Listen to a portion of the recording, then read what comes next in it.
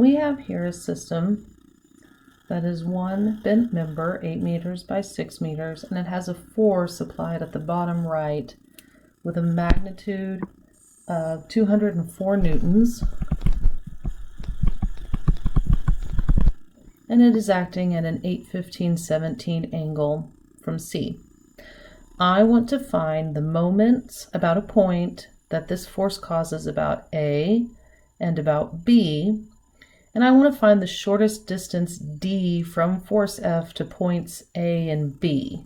Okay, we'll come back to that. That one's new.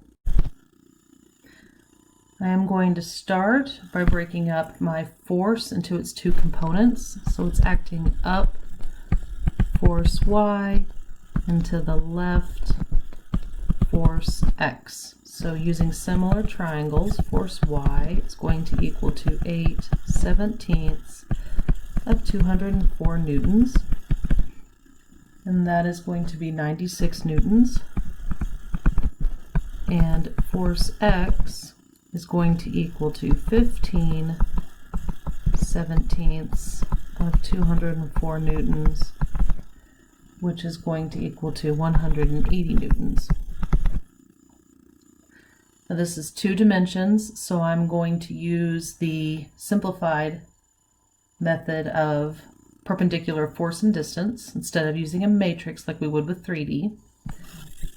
So summing moments about A, I will have force X, which is 180 newtons, and it acts 8 meters from A. Horizontal force, vertical distance. And then I have my Y, 96 newtons, and it acts at a distance of 6 meters away from A. Using right-hand rule, I find that force Y is causing a counterclockwise moment about A, and force X is causing a clockwise moment about A. So put those signs in appropriately. And doing the summation, my moment about A is equal to 864 Newton meters, and it is negative, which means that I am acting clockwise. Okay, do the exact same thing for B. Some moments about B is equal to force Y, 96 newtons, and it acts at a distance of 6 meters from B. And then we have force X, 180 newtons, and it acts at a distance of 0 from B. Force Y is causing a counterclockwise moment about B, so that's positive. So my moment about B is equal to 576 Newton meters, and it does end up positive, which means it is counterclockwise. Those we know how to do, moments about a point. So the next question is shortest distance D. What does that mean?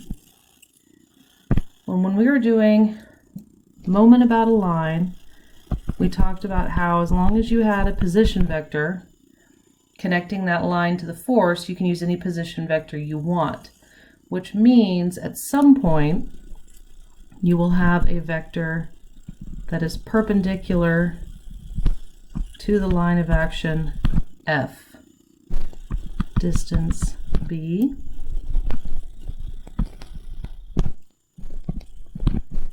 and distance A.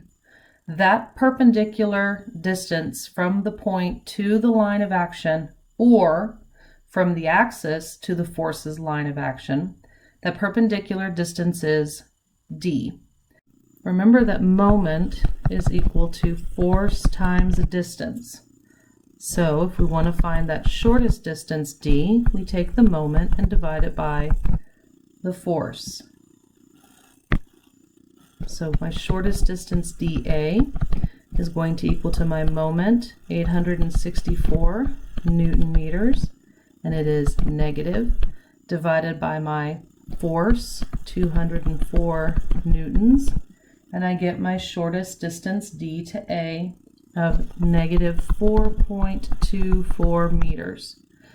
Distance B is equal to my moment, positive 576 Newton meters, divided by my force, 204 newtons.